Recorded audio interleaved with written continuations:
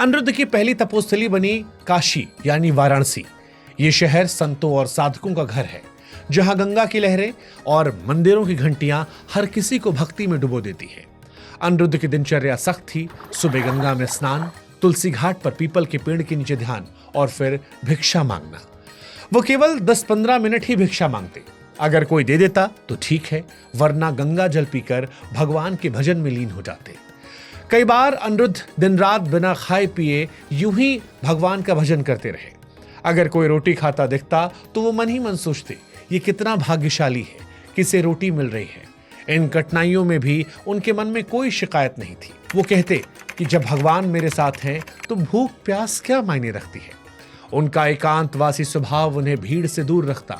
घंटों ध्यान में बैठे रहते और उनके चेहरे पर एक अजीब सी शांति रहती।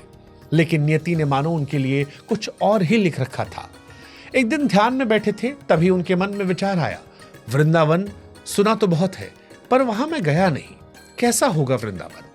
ये विचार उनके लिए भगवान की प्रेरणा था और बस उसी क्षण उन्होंने तय कर लिया कि अब वृंदावन जाना है। वाराणसी में एक रोज तुलसी घाट पर जब वो बैठे थे, तभी एक संत उनके पास आए और बोले, काशी में एक धार्मिक अनुष्ठान हो रहा है। दिन में श्री चैतन्य लीला और रात में रासलीला का आयोजन है। आओ चलो दर्शन करके आते हैं। अनिरुद्ध को रामलीला का तो अनुभव था, पर रासलीला क्या होती है कोई जानकारी नहीं थी। उनका स्वभाव एकांतवासी था, इसलिए मना कर दिया।